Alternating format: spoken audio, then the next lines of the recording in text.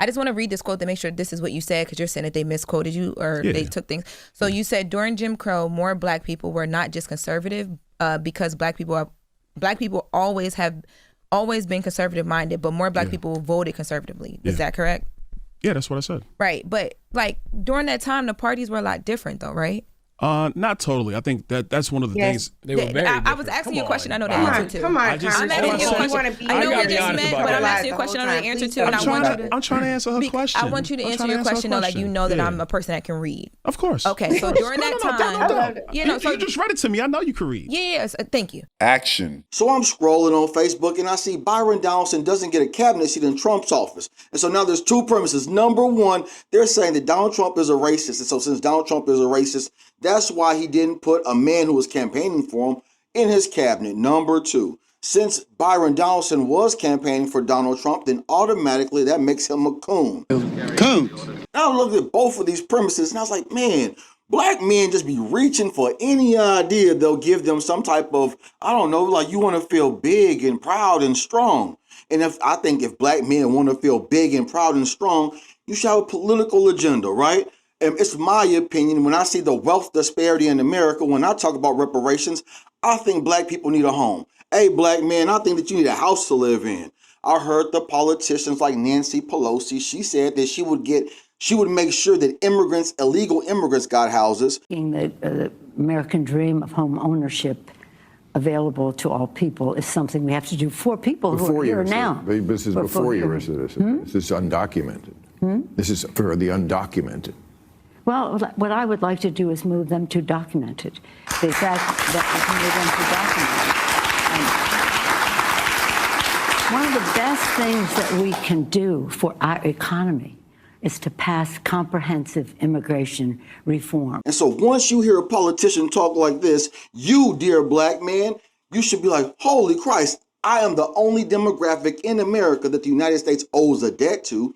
And since the United States owes me a debt, then I should get a house. All right, so this should be the Black agenda. This should be the starting point. And so when Black men are criticizing a congressperson like Byron Donalds, you should probably talk to these people and say, hey, Black people need homes, put together a package, go work with these big manufacturers, and let's get these houses out to the people. Yeah. When Kamala was running, she mentioned this thing. But when she mentioned houses, she mentioned the government giving people money, and when they gave the people the money, they go to the open market, creating inflation, artificial inflation because of this making this a hot economy. Whenever the government just starts pouring money on the economy, it makes the economy real hot. It gets steamy, prices start going up. Too much money, not enough goods, that equals inflation. And so as I'm watching this, I'm watching Byron Donalds on The Breakfast Club, and number one, he's not even a Black American man. I mean, a descendant of a slave. My mother's Jamaican. My father's Panamanian. You have a lot of Black people in this country who are not descendants of the American slave trade. So I already know off top, there's a lot of Black people in America who aren't going to be able to get that kind of benefit or get reparations. Byron Donalds is not for reparations, and why he's not for reparations is because he's a Panamanian and a Jamaican, so he doesn't relate to my lived experience. And so I can't even, they call this man a coon. Hey, it's a hard out there. If you're an immigrant and live the immigrant lifestyle, and then all of a sudden you get lumped into me when America really don't like me that much, you fall into the same category as Barack Obama. That man is like Kenyan, Nigerian. He comes from some African nation. But because since he has resembles the Black American just a little bit, he gets lumped into the bag of American descendants of slaves. And so since we won't even recognize our unique individualistic place in America, then we look at a person like Byron Donalds and we look at Kamala Harris and we put our identity upon them. And we tell another person from a different group of people that you need to identify with me and then fight for me through legislation for an experience that you never lived. Man, that's crazy as hell. And so I'm talking specifically to Black men. I'm like, I just told you that we need houses. And so for every politician, whether it's Republican, Democrat, Independent, Green Party, whatever, they could come from the goddamn Rainbow Party. Black folks in America need homes, and that's got to be the starting point. Do you need affirmative action today? Not did you need affirmative action? The answer to that is 100% yes. You absolutely needed it.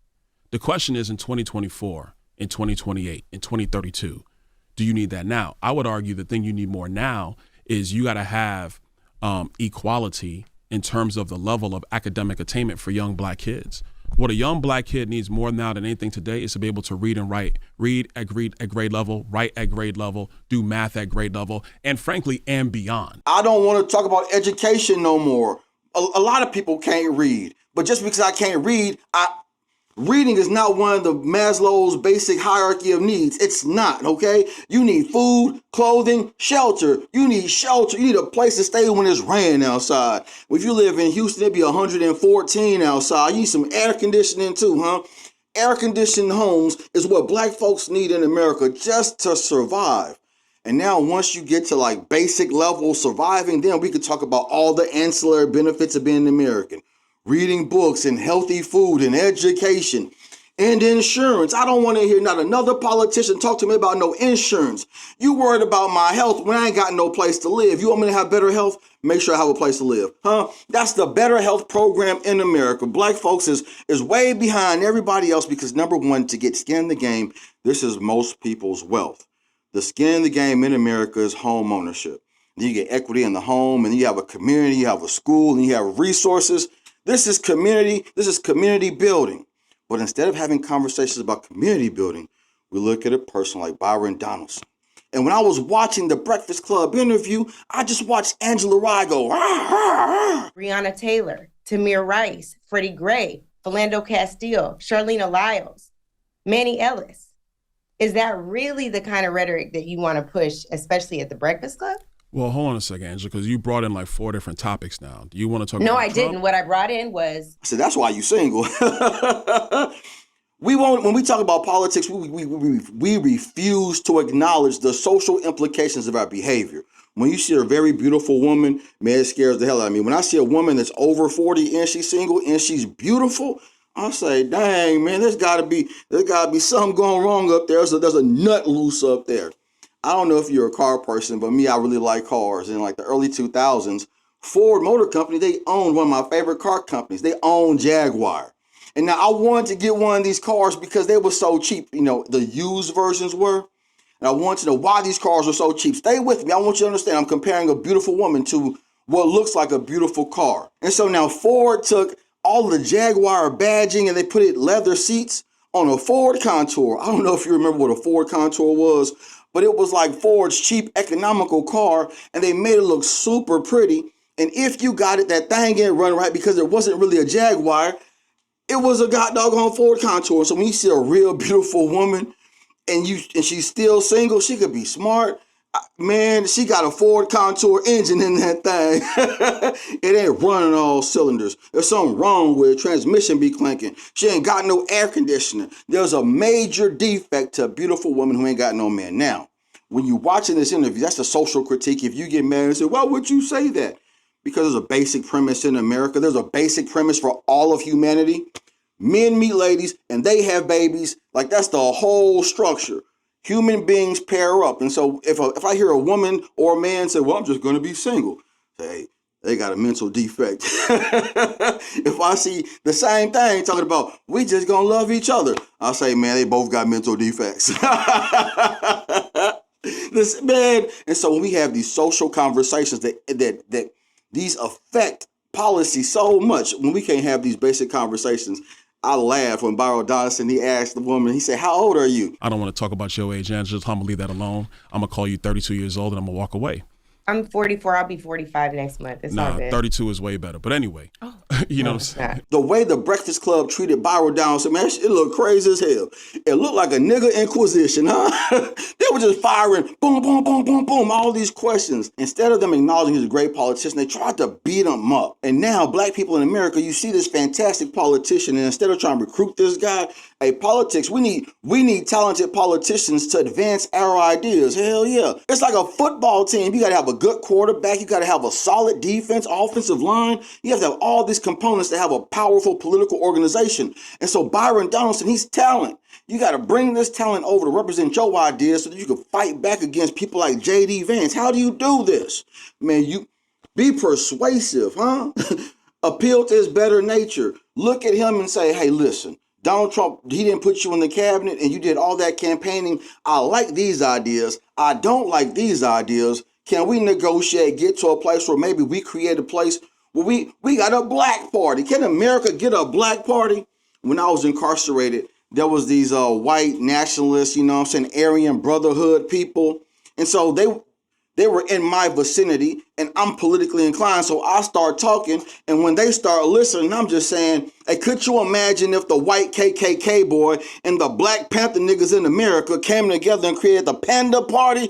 That could be so powerful if the original people, white men, black men in America, united against all of this other liberal agenda stuff and just said, hey, we're for families. We're going to build America to be powerful. You know how exciting that would be? And so these white guys, you know what they did? They just laughed and they thought to themselves, hey, you a good little nigga. But I was like, boy, we can get to thumping if you want to play these games. And I had the support of the brothers. And so if you don't have actual force and power to advance your ideas, you ain't got no ideas. And so now once you get some ideas, you got to go and recruit your team so we can play politics in America, because everyone else, they're getting resources. In me, I get a politician that says words to me, and that once they get in the office, they completely forget about me because we still ain't got no houses. We still ain't got no cars. And for the ones that do, you better acknowledge the 55% of black folks that ain't got no home, and you better advocate for them. Don't say, oh man, black people we ain't experiencing no racism. I don't care about racism. I care about the economic disparity in America that's separating us from having regular, average American lives. A house, a car, a yard, and some kids running around screaming, daddy, daddy, daddy, daddy, daddy. The greatest American alive. The greatest American alive. The greatest American alive. The greatest American alive. The greatest American alive.